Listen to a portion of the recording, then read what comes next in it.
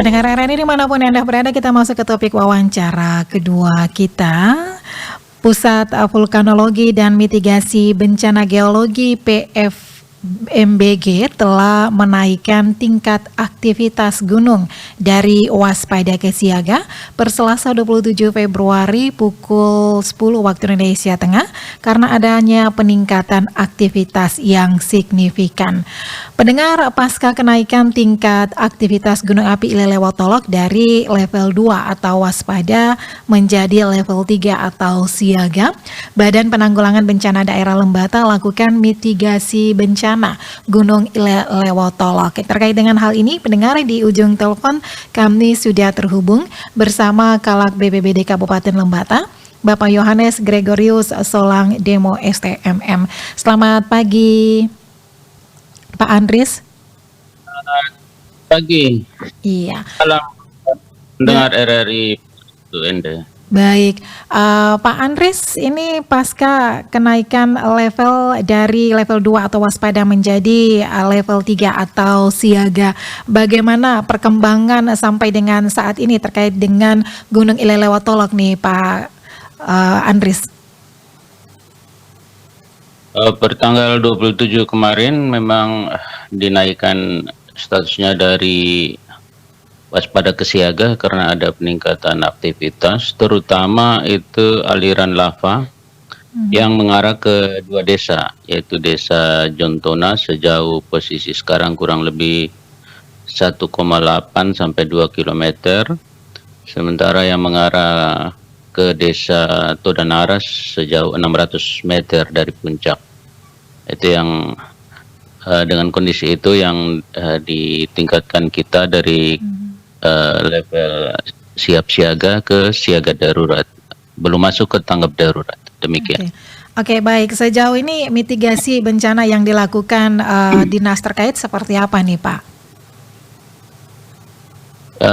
Keluar surat rekomendasi itu, kenaikan level itu jam 10, kita dapatkan jam 11, jam 12 kami sudah koordinasi dengan pos pengamat gunung api, kemudian inspeksi ke desa-desa sekeliling ILAP, dan kita sosialisasi di Desa Jontona sampai jam 2.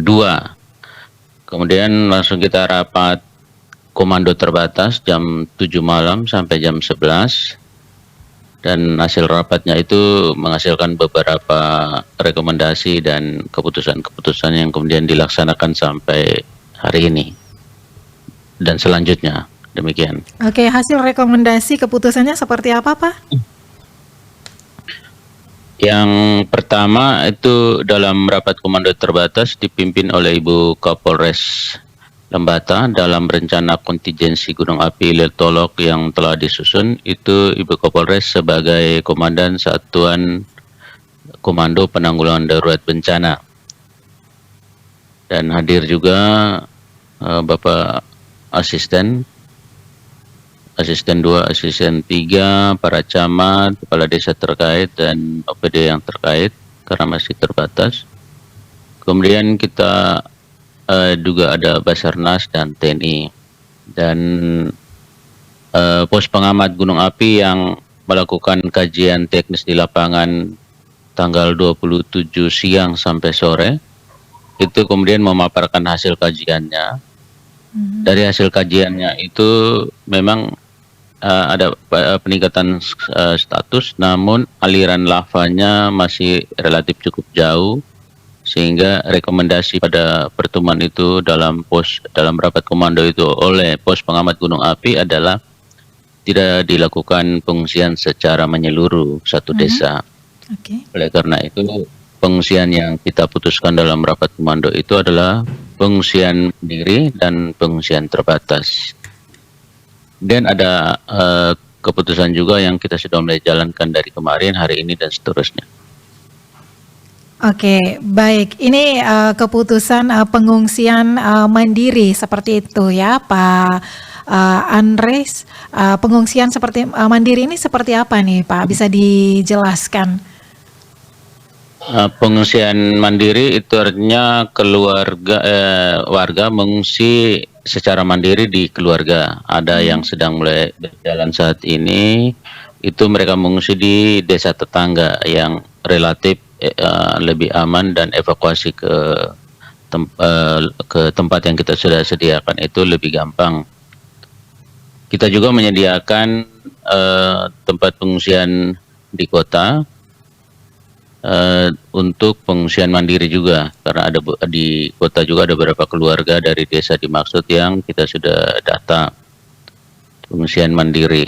Dan kemudian pengungsian terbatas itu maksudnya karena rekomendasinya itu tidak dilakukan pengungsian menyeluruh, sehingga yang terbatas adalah mereka yang kita kategorikan sebagai kelompok rentan. Kelompok rentan itu adalah ibu hamil, ibu menyusui, lansia, bayi, balita, anak-anak, orang sakit, ODGJ, ODA, dan difabel. Dan itu kita juga sudah menyiapkan di dalam rencana kontingensi kita, itu kita namakan Lewokakan Lewoarin, dengan pendekatan sister village. Lewokakan Lewoarin itu artinya desa adik yang terdampak mengungsi di desa kakak, ya, desa kakak yang akan menerima. Dan untuk Jontona itu disiapkan Kelurahan Selandoro, dan Desa Todanara itu disiapkan Desa Merdeka. Dan dalam pertemuan sesuai dengan RENOPS yang sudah dibuat di masing-masing desa Lewoarin dan juga desa Lewokakan, itu sudah disiapkan rencana penerimaan. Selanjutnya kemarin itu Satuan Komando Penanggulangan Darurat Bencana dipimpin oleh Kapolres dan juga perwira penghubung TNI, kita turun ke dua desa tersebut, Todanara dan Jontona, untuk memberikan gambaran yang jelas bahwa kemudian warga masyarakat dan perangkat desa di masing-masing desa itu mengetahui bahwa mereka tidak sendiri. Mereka ada dalam kendali komando dan dipantau waktu demi waktu. Dan hari ini itu sudah briefing 01 kemarin, dan hari ini tim BPBD akan ke OPD yang bertugas sebagai seksi atau pos khusus dalam penanganan, hingga rencana besok itu SKPDB dipimpin oleh Bu Kapolres akan inspeksi ke OPD untuk melihat kesiapan masing-masing OPD yang bertugas sebagai seksinya masing-masing dalam keadaan darurat misalkan itu terjadi. Baik, dan sejauh ini tentunya ini sudah dibangun posko ya khusus dan juga komando seperti itu ya Pak Andris ya? Kita belum mengaktifkan posko utama, tapi kita baru mengaktifkan posko siaga darurat karena pengungsiannya yang direkomendasikan itu hanya satu desa, dan kemudian rekomendasi kedua atau itu adalah tidak menyeluruh, sehingga kita mengaktifkan posko siaga darurat di kantor BPBD. Jadi ini belum masuk di tanggap darurat ya, masih di siaga darurat. Itu dalam siklus kondisi darurat, tetapi masih di fase siaga darurat. Nah itu di desa-desa penerima pengungsian itu juga kita di Lembata dengan pendekatan yang kita kasih namakan Breung, Propo atau Ebener. Ya, artinya apa nih Pak Andris? Pendekatan Breung pendekatan artinya mengungsinya dari keluarga A akan diterima di keluarga B, di keluarga A di Lewoarin yang terdampak akan diterima di keluarga B di Lewokakan yang menerima. Oke, baik. Nah, tapi kita juga menyediakan ini, menyediakan satu lokasi apabila kelompok rentan itu dalam jumlah yang cukup banyak, itu kita juga di dalam rencana kedaruratan kita ini sudah menyediakan satu tempat di Aula Ankara Loleba dengan kapasitas muat 500 orang. Yang akan ditangani secara khusus oleh Puskesmas Loleba dalam rencana operasi RENOPS-nya kita gitu. Oke, baik. Pak Andries, apa yang menjadi himbauan Anda untuk ke masyarakat setempat dan lebih khusus kepada masyarakat dua desa ya, Todonara dan juga Jontana yang eh, letaknya, lokasinya ini dekat dengan Gunung Ile Lewotolok nih Pak Andries. Ya, imbauannya yang pertama ke perangkat desa bahwa rantai komando yang kita sudah bangun, kita sudah aktifkan mulai dari desa sampai RT, di mana tim siaga bencana juga sudah aktif dan berjaga malam bersama Linmas. Itu tetap siaga dan terhubung ke pos siaga darurat di kabupaten. Untuk warga masyarakat sesuai dengan rekomendasi kemarin disosialisasi juga, kita sepakati supaya mereka punya ternak yang ada di gunung juga diturunkan supaya tidak terlalu dekat dengan zona berbahaya yang sudah direkomendasikan sejauh 3 km. Kemudian yang ketiga, jangan terpancing isu hoaks, semuanya dalam kendali. Satu komando di desa adalah kepala desa, satu komando di kabupaten adalah Ibu Kapolres, di backup oleh tim BPPD, dan semua dalam satu rantai komando informasi dan satu rantai komando penanganan darurat.